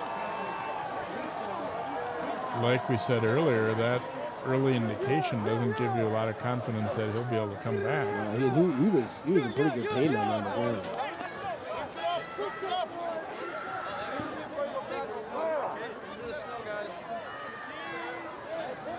That's too bad. I mean, you know, we sit up here and you just, you want everything to. You don't want injuries to play a storyline in the game. I mean, it becomes a story as the game progresses, but you just never want it to be part of the storyline. Absolutely. I feel so bad for these kids. I mean, these are what all the time and work you put into it. That's what you're playing for. Exactly. 2nd and 17 after the penalty, and then that was a 2-yard loss. And another flag will fly. Let's see. Somebody on the offense move. Going to be a false start on the Eagles. Gallardo looked like he was going with a hard count to try and break that rhythm a little bit of Maple Grove, but instead he got one of his own guys. He's got to be very careful not to bob his head and shoulders when he's making that hard count, because if he does, that's an illegal move on the quarterback's part. I don't know if that's what he did. Well, you saw the couple of Crimson defensive linemen flinched, but defensive linemen can flinch. They didn't cross the neutral zone, and when offensive lineman flinches, it's a whole other story. 2nd and 22 here for Eden Prairie. Gillard going to hand off on the delay to Rains. Rains gets past the first man, knocks Collins down, and into Crimson territory again. A physical run, to say the least, there for Rains, as he will pick up about 13. You gotta like what you've seen out of this Rains kid. I mean, he knows how to finish a run. That's what I mean about lowering the boom right there. He just shoulder, forearm. Ball came out, but obviously out of bounds. But still 3rd and 9. So even after a nice run, it's still 3rd and 1. This is the only way you got a chance. And I'd almost think we will see Rains again on a draw play here. Millard looking to set up a little screen to the left. Anderson ripping at it. I think Rains got the ball, actually. And it is complete. Jeez. What a read by Anderson, though. How did Anderson have that one taken out of his hands? I thought he had that cleanly picked. but it's a loss on the play. You see both guys going for it at the same time. Raines just took it away from Kyle Anderson. And that's a play by Raines that might save Eden Prairie about 30, 40 yards depending on this punt. Booted away by McNeil. Collins coming up makes the fair catch at the 24. The 28-yard punt, no return, but the Crimson coming up with a stop. And again, Eden Prairie penalties just throw that whole thing out of whack. That seems to be the theme here tonight. I mean, it's you can give Maple Grove credit for maybe causing some of that disruption up front, and I think that's probably the case. But it's uncharacteristic of Eden Prairie nonetheless. I think this is a point in the ball game now. We're getting right down to the tail end of the last part of the third quarter. I think offensively, Maple Grove needs to make a statement. They need to get 2 or 3 first downs in a row here. Obviously, they need to get another score, but Winnicky will pick up 2 or 3 coming up the middle.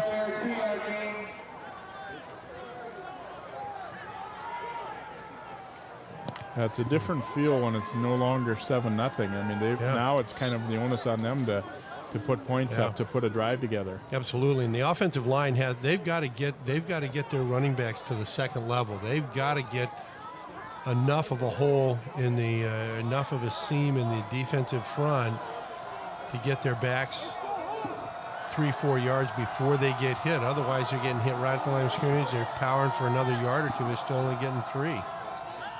Play action now as Davison rolls right, throwing, and it is complete. No, incomplete. Did not hang on there as Lee was right near the sideline. Looked like a well-thrown ball. I think it was a very well-thrown ball. Yeah, he dropped it in there behind the linebacker in front of the secondary. I mean, that's as good as you can throw a football. The defensive back got a good hand on it, too. That was an excellent play by the D-back. Just to get a hand on the ball in the receiver's arm, so Lee couldn't control the ball. So a 3rd down and 7 here for the Crimson. Davison has time over the middle, slings it complete to Rule, and he will have the first down out to about the 43. Clutch pickup there for Davison and crew. And Brad Davison does a nice job of stepping into the throw and getting that ball right in the window that he needed to throw it in, so that Rule could catch it, put it right between the 1 and the 8. So to the 43, first down here, under 2 minutes to play now, 3rd quarter.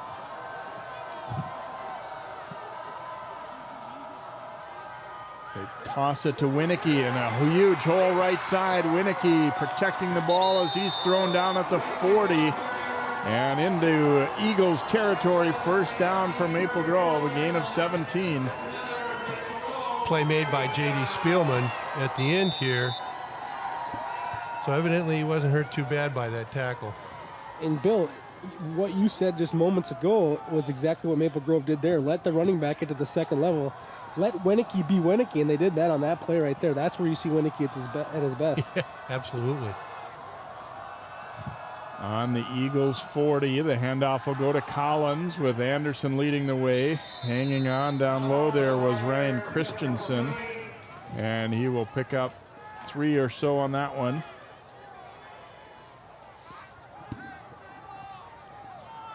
Collins will check out, Winnicky back in.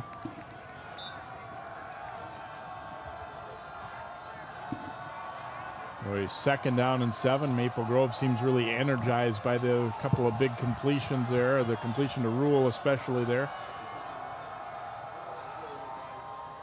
Little toss back to Winnicky, this time well defended, and down he goes, getting there first, Matt Carson, and wrapped him up around the legs. Carson sprints up there and takes away the outside, forces Winnicky to go up the middle there where he had decent blocking, but it really wasn't being pushed down the line. So great play by Carson. And that's a play that he just ran for 22 yards. So, you can run a play once, but you can't go to it too often, too quickly, because they rack so well. Unless you're Eden Prairie, right, in that power running game. No, but I know that's the difference. That's where Eden Prairie and Maple Grove are different. Right. 3rd down and 7 coming up here for the Crimson. Play action as he rolls left. Davison throwing and almost picked off. Good recovery really by Collins to help break that one up as Coop nearly had his 2nd pick of the night. And Collins was open. This is a ball that's got to be put up just a little bit further and a little bit sooner in the play. That ball was underthrown, and it's got to be put out towards the sideline a little bit more. That's twice now where we've seen in Prairie's drive end where the offensive receiver became kind of the defender, made the catch, but here Collins becomes the defender as well, and it really saves their team some field position. Absolutely. Doe on to punt here for the Crimson. No rush at all. He booms it high. See what kind of bounce this one will take, and it might be pretty good. And it will be down inside the 10 at about the 7 as Brandt getting there. Inside the 5, in fact. Yep, down to the 4. Well, Doe has earned his paycheck here tonight for being the punter. I think he's had a couple of great punts. He's getting some great height on that football. And, so that'll be the Unsar Joe at the end of the 3rd quarter here, and our score after 3 is Maple Grove 7, Eden Prairie 7, the 4th quarter coming up.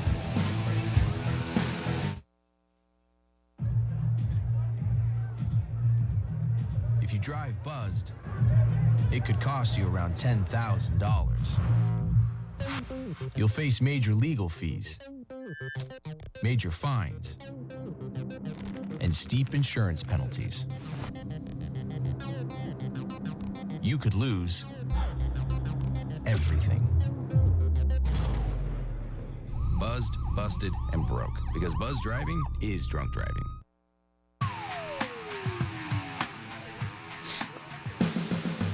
And here we go to quarter number 4. Eden Prairie gets the ball back. However, it is at their own 4-yard line after the great punt by Doe. And they're looking to throw on 1st down. Gallard now will take off and pick up about 5 on the play. You know, I like Gallard's decision making here tonight. I think there's a couple times where he's dropped back and his receiver's not open, and he's getting about 4 or 5 yards on those type of runs. And that was a one-man pattern that time. If he doesn't have that guy, he better be able to run it, because there's only one guy to throw to. He pulls it down quickly and gets a couple of yards. Yeah, they're really counting on the element of surprise there on that play. Maple Grove staying at home, though, with the receiver. Here's 2nd down. This time they'll go left side to Rains, and Rains will have the 1st down out over the 15. Rains was relatively quiet in the 1st half, but boy, they've started to feed him a lot, and he is getting it done in the 2nd half. He's up to 23 carries now, so he could easily end up with over 30 carries before the night's over.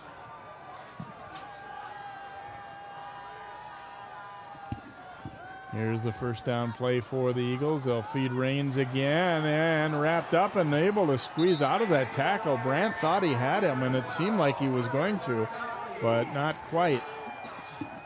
Well, he's spun around, almost down, keeps his balance.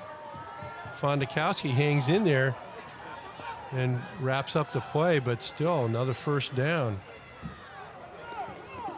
That's just great balance and effort there. I don't know how he didn't go down on that. Right. So 1st down again from the 25 here for EP. Back to Rains they'll go. And he is stacked up after a short gain that time. Before the game, Jay, you were explaining to me, Eden Prairie this year doesn't have kind of the 2 or 3 running back system they sometimes do on some of these great teams. They have kind of Rains who is their primary back, and I can see why tonight. I mean, he is a number 1 back with a bullet. And he's the one that's on the floor right now. That's the kind of night that Eden Prairie is having. And that looks more like maybe just kind of the wind knocked out of him. I mean, yeah, the way he's still moving his feet. Yeah. He gets whacked pretty good, but this is the same power play. Lead with the fullback, lead with the backside guard.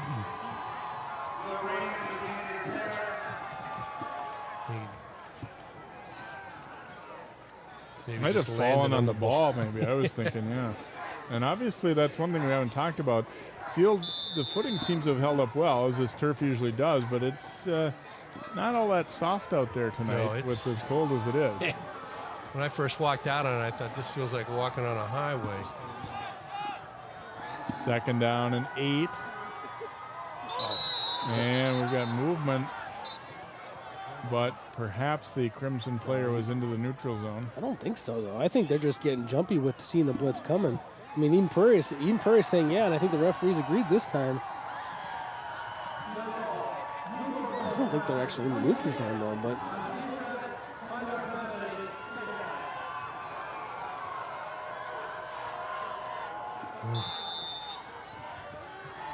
They're giving the offensive lineman the benefit of the doubt that as the guy approaches the neutral zone, the offensive lineman's allowed to protect himself.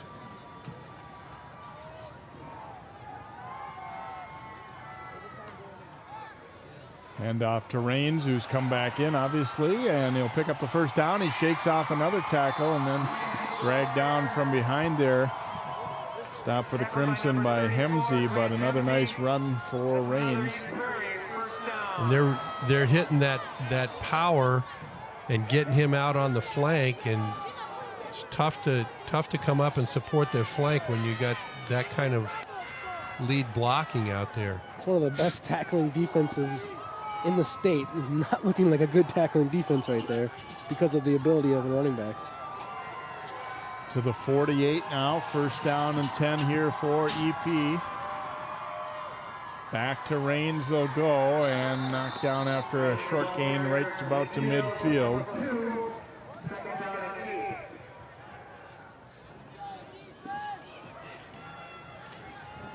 I think we're going to see a fairly steady diet certainly the rest of this drive of that power play with Rains carrying the ball. 2nd down and 8. And a big play in terms of this drive, too, here. I mean, if Eden Prairie is again stopped with a short gain, it makes things a lot more difficult on 3rd.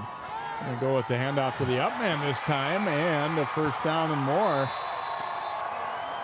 As Alec Hetherington carrying at that time for the Eagles. Not going to get a lot of touches, but he makes a very good use of that one. And that's his, that's the bone that they throw the fullback who blocks 25 times in order to get the ball carry once. Maple Grove is going to use a timeout here as their defense again giving up some yardage here, and not unusual as they never hesitated, and in fact going back to his days over at Wyzetta, Matt Lombardi never hesitated to use timeouts defensively. Only on driving.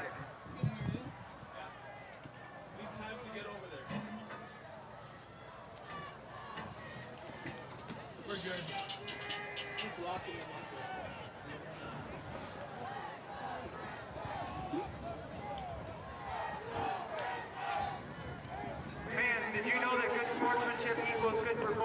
I wonder in some of these situations, Jay, you mentioned it on the first time, what they did defensively in the first half. If it's just getting your guys a break, they don't do a lot of substituting on defense. I'm sure there's not a lot of strategy that goes into stopping this Eden Prairie offense once you have your game plan established, because it's just a matter of winning the battles up front. And it's probably just giving the guys a break. And you got to get your guys. You got to get your guys to the point of attack, and they've got to be able to make the play. So 1st down from the 34 here for Eden Prairie, and now they are going to use a timeout. They came out of that huddle unsure. Yeah. They were looking to the bench, and I don't know if they had the personnel they wanted out there. It didn't look like it. And then when, once the fullback started in motion, once Hetherington started in motion, it looked like, this isn't what we thought it was going to be. And as much as penalties have hurt them tonight, you have to say, even though you don't want to use it there, probably good use of the timeout. Yep. Yeah, because that might have resulted in a negative play or a penalty or something else that you really didn't want to have happen. And both teams realizing too that there's not going to be many more drives left in the game. This game could be this drive could be the game decider possibly.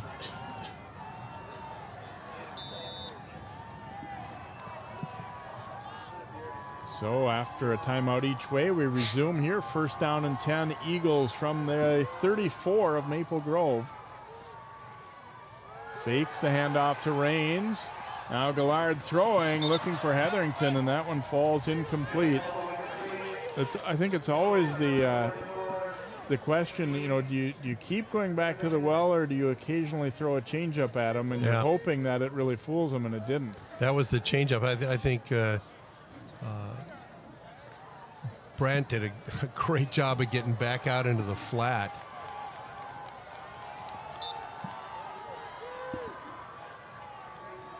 So second down and 10 here for Eden Prairie. They go back to Rains, and he is cut down. Nice tackle going low on him there to take his legs out was Dahl McGlone. Well, McGlone makes a great play, because if he doesn't make that tackle, there was pretty good blocking out in front of Rains. Yeah.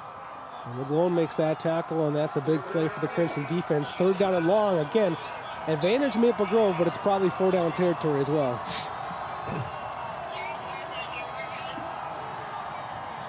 Third and long, and they will go to Hetherington, and picks up a little bit, but not nearly enough for the first down, as he stopped at about the 30. He'll get 3, so 4th and 5 coming up here for Eden Prairie.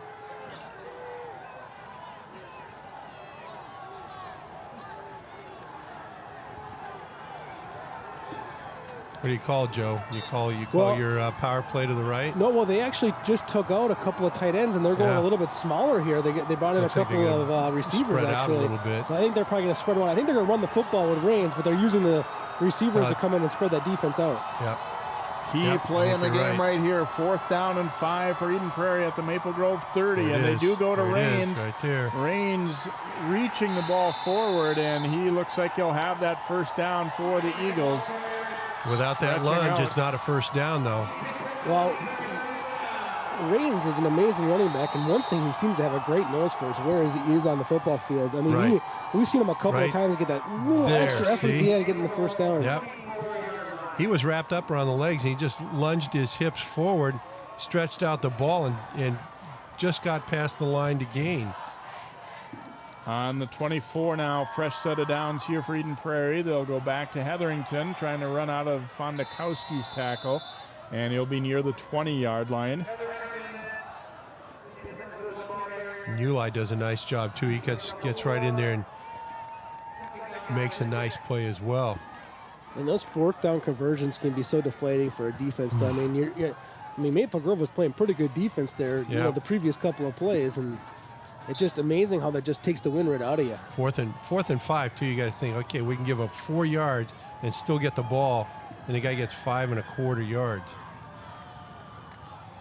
Hand off to Rains, and he is cut down as they had a rather large fullback in the backfield of Connor No-Ball Gore. And they did a great job there too, is that the contact with the lead back happened in the backfield, and that's how Maple Grove wins that battle up front. Right.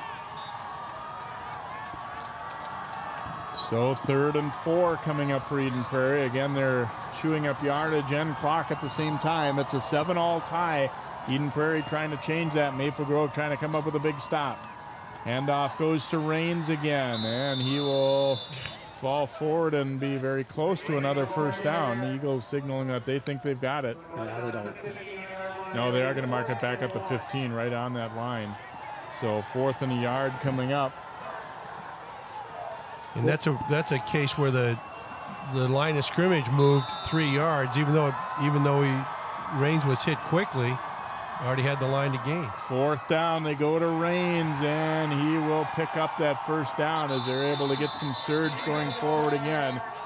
And he'll be down to about the 13 or so.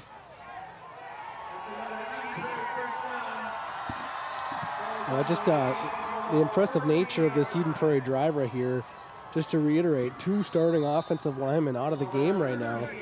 And it was perhaps they're one of their best tackles and their best pulling guard that are out. So, Yeah. I mean, new guys have come in, stepped up, and they're still moving that line of scrimmage. And everybody knows what to do.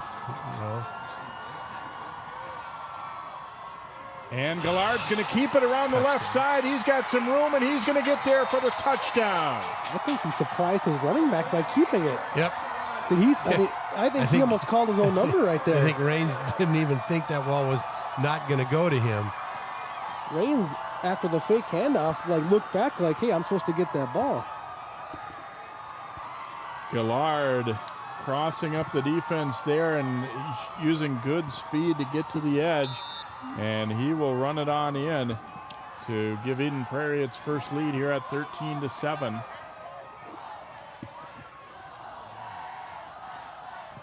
Extra point try is up, and it is wide to the left. So the kick is no good, and it's 13-7 Eden Prairie with 4:22 to go. And Maple Grove will have at least one more chance here to get the ball and get some things going. Leave the door open. And here we see, it's like you said, it's almost like Raines was like, wasn't I supposed to get the ball? Oh, run for this one. Yeah, way to go. Well, and that's, to some extent, that's why the play worked, because there was no blocking out there for him. And obviously, linebackers read off the blockers. There was no lead blockers for him. So there was nothing to indicate that he was going to run the football for the defense. And the extra point gets squibbed off to the left. So that leaves the door open for Maple Grove. Well, they've been scoreless for about 3 quarters here, so their offense is going to have to find that magic once again. Yeah, they really need to. I mean, with 4 minutes, 22 seconds to go in the game, it's this possession is do or die for the Crimson right now. They're again going to kick the ball on the ground, and again some trouble. Eden Prairie. They're thinking they got it. Yeah. Oh. No, Maple Grove will come up with the football. And look who it was, one of the captains. Ben Schultz will grab it again. And he has saved them a couple of times. And Schultz let that one go. I think he's taught to do that. It's the right move. You're supposed to let the guys with hands get it, but his determination and heads-up play stuck with that football. Yeah, it was a tough one for Will Rule to not be able to handle that one. And Schultz coming back and making a nice play on the ball. Is that something that Eden Prairie saw on tape of Maple Grove's return game, that they're kicking it short like this every time, you think? I would not be surprised. And it's just a way to keep your opponent off balance, too. Give to Winicky on first down, and he'll pick up about 4, maybe 5. It's kind of a do-or-die drive here. May very well be the last time they have the football. The good news, though, is a touchdown +1 would be the winning point. Yeah, put you ahead.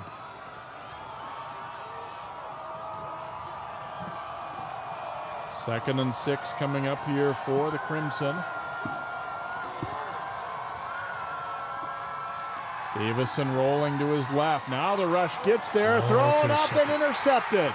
The ball was tipped. Picked off by Carson for the Eagles, as Davison was getting pressure right as he let that one go. Yeah, the ball was tipped as well. This ball gets batted right there, so that takes all the steam off of that ball. Well, to me, it wasn't the right situation to throw the football here for Davison. He's got, even if that ball's not tipped, look at the defenders around that football. 5 defenders around there. Yeah. I mean, that's something that you hope that he sees when he's rolling to his left there. He sees, okay, I'm outnumbered out there. Even if I make a great throw, there's far too many defensive backs back there. So here we go. First down from the 50. Hetherington, and the ball's loose, and Maple Grove may have gotten the ball right back. Big scramble on for it. No signal from the officials yet. Both teams, of course, think they have it. The guys are still fighting for it. Oh, and Eden Prairie will wind up with the ball back. Boy, that is huge.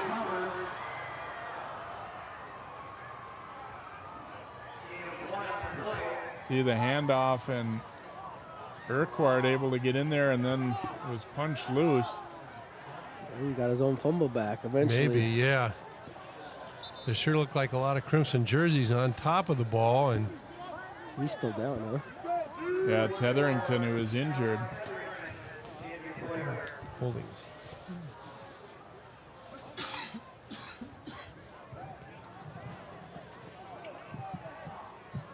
Eden Prairie, that's the one thing that they're going to, you know, if they end up advancing, they've got a lot of guys nicked up tonight. Yeah.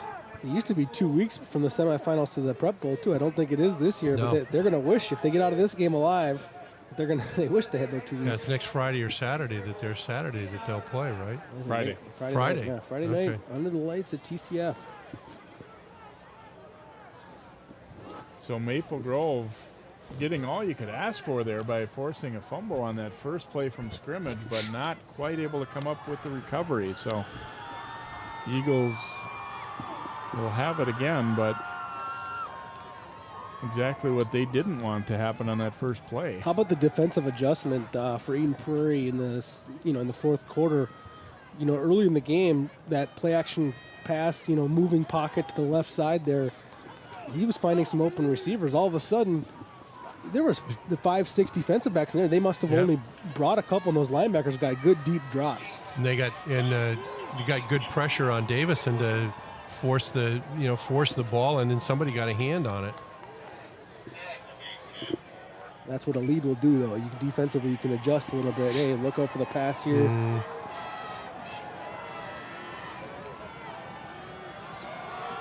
So Hetherington makes his way off the field. It'll be 2nd down and 9 coming up here for Eden Prairie.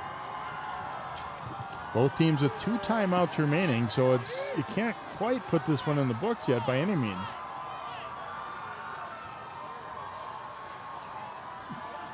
Gallard looking to the sideline here. They're going to try and use as much time as they can between plays. And he bobbles the ball, and now he's going to try and run, and he's going to have to go down for a huge loss. Maybe take a timeout here, huh? Yeah, well, maybe they're feeling there's enough time left to not need to use it right here. They had a mix-up. Boy, Eden Prairie. This drive, when they got the ball back, you figured this was the drive that they would just put things away, but they're really not doing things well to start it out. They fumble on that, and then that play was a mix-up. Gallard does a smart thing. Even though he lost a lot of yards, he did a smart thing by just getting on the floor and not risking turning the ball over at that point. He was all by himself. He had 4 guys around him. And you don't, the time is valuable there too, so throwing the ball away might have saved you a little bit of yardage, but then it would have stopped the clock. You also may very well have had somebody downfield or whatnot as well. Timeout taken here by Eden Prairie. Boy, there's some time ran off the clock there. Several seconds ran off the clock there. Yeah, 6 seconds will be put back on. You can thank all the warmly dressed Maple Grove fans for calling that to the attention of the officials.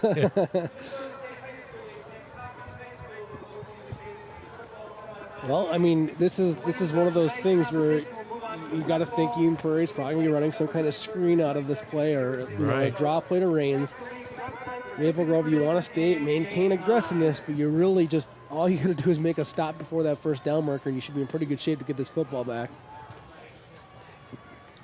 You don't want to give up, 16 yards and tempt Eden Prairie to go for it on 4th down either. That's the other thing that you don't want to, tempt Coach Grant into going for it on 4th down and just kind of milking this one away. Even if it's 4th and 4, they might go for it on 4th. As it is 3rd and 17 here for Eden Prairie. 2:22 to go in the ball game. They're up 13-7. And they'll hand it off up the middle. Rains was the up man that time, and he will get a short gain on the play. Maybe 3. Maple Grove uses a quick timeout. So they will have 1 left. But they do force a punting situation here, and all things considered, I mean, obviously you would have rather recovered that fumble, but they're giving themselves a chance anyway. Yeah, that's all you can ask for. the second down play was the key.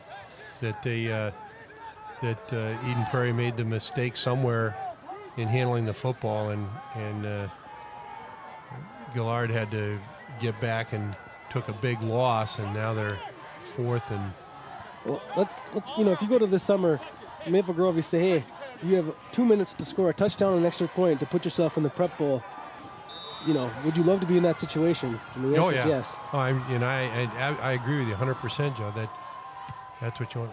High, short. McNeil with the kick, and it's short, but it'll take a decent bounce for EP, and they're going to wait as long as they can to field this one. They'll tap it dead at about the 28. So 2:05 to go, 72 yards to go, and one timeout for Davison and the Crimson offense.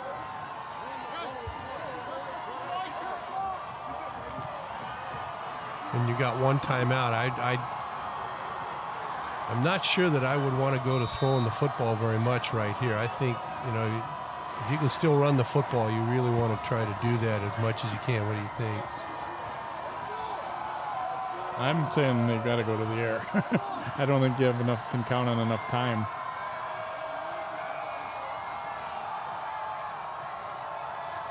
Davison looking to set up a screen over the middle, complete to Winicky, but well read, and down he goes. Cashman was having none of that. Well, someone's got to take out Cashman. One of those offensive linemen, they're sticking to their rules. They're trying to get downfield. You got to see you got to look around and see who's reading that play. Cashman's reading the play. Take his feet out from him. They ran right past him. No gain on that play, so 2nd and 10 here for the Crimson. Davison throwing too high and incomplete, trying to go to Collins. It was a little behind him and too high, so 3rd and long coming up here for Maple Grove. Davison's didn't, a more experienced quarterback or a college quarterback right there, there's only one guy really rushing, getting back there, and it's Coughlin. He's got to step away from that, buy himself a little bit more time, give his receivers time to get open. He rushed the throw when only one guy was presenting some kind of pressure. Just have to step up in the pocket, which he did earlier in the game. And Awashika still had enough position on him that he was going to be able to push him past if he had just taken that step up. I agree. Now throwing over the middle, and is it caught for the interception? It looks like yes. Intercepted there by Carson as he grabs his 2nd pick. And now Eden Prairie should be in a position to salt it away. Sailed it over the head of Franta. Yeah, he didn't step into the throw, and he got his hand underneath the football, and that caused it to fly over Franta's head. If you watch his right hand, his hand is underneath the ball instead of up on top of the ball, and the ball takes off on you every single time. With 1:31 to go, you've got to get a turnover now, and that means a fumble, because I don't believe Eden Prairie is going to put the ball up in the air for you.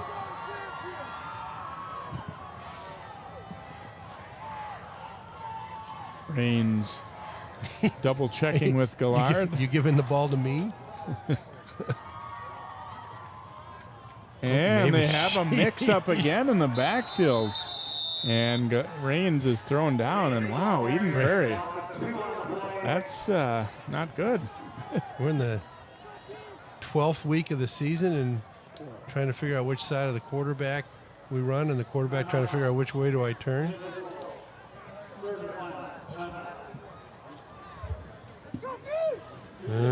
So 2nd down and about 12 coming up here for the Eagles. Last time out used there by Maple Grove. Well, you do the math here. Do you consider even just kneeling down? I'm trying to figure out now. It would be close to using up all the remaining time. So you get 40 seconds. So and the average play takes 8 seconds. So it's going to be pretty close. I would do it. I would just say we've won this game. Let's just not risk anything silly here. Normally, you wouldn't say handing the ball off would be a problem. You do see the deep back. They're doing the deep backs. They might give it to Raines in the fullback spot. And Gillard's going to throw the ball, and it is complete. And that'll give them the first down, and that should salt away. Wow, Well, didn't expect that. No. That's why Coach Granson lined to win his 10th state championship, I guess. Yeah. I would have bet money they wouldn't throw the ball there, but they do. Throws it to Raines, so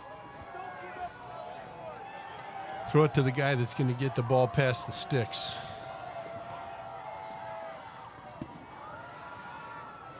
So Coach Grant will give Gillard the indication of when they should take another snap here.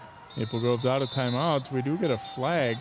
Maple Grove, a player reached his hand forward. They're probably going to be offside here. He's obviously trying to Get the guy draw to a jump. penalty. Unsportsmanlike conduct.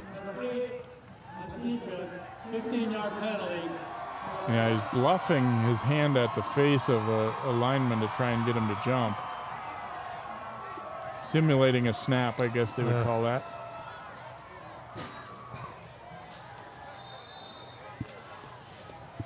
And so the clock will wind again here. The intent of the play isn't bad, just you have to make it less obvious, I guess. Yeah. You can't reach into the neutral zone to get the guy to try to move. So a kneel down here for Gillard. Maple Grove can't stop the clock again, and that should seal it up here for Eden Prairie. Boy, Maple Grove giving them a battle. Great effort. They were had the lead at halftime in this one. Did a lot of things right to stay in this ball game, but in the end, Eden Prairie, as they often do, doesn't always look pretty, but they come up and pull it out. Yeah, it's a tough ball game. It's very much like what we thought it was going to be, a very tough physical game. Both teams played hard. Eden Prairie's tough to stop when they run the ball, Joe. They just ran the ball in the second half to the guy they needed to carry the ball. And they showed what one of the staples of their success is that depth. They had multiple injuries on their offensive line. Yeah. And new guys came in, got the job done.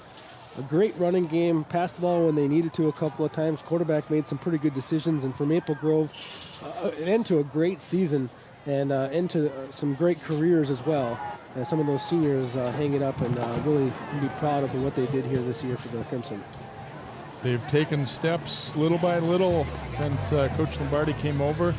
They will fall short in the semifinals. You see it'll be an all-Eagles championship, Eden Prairie and Totino Grace, but definitely a fantastic season for the Crimson, and sometimes you have to take that one step at a time before you're in position to win a championship, and I think they're a program that very likely will be knocking on the door once again in the coming seasons. Right. So we hope you've enjoyed this one here on this frigid night from Hopkins. Thanks to our crew for braving the elements out here tonight, and that'll be our final football telecast of a great 2014 season as well. And we hope you've enjoyed it tonight and all season long. For Bill Hunstock, Joe Moline, and all of our crew, I'm Jay Wilcox. Once again, your final score is Eden Prairie 13 and Maple Grove 7.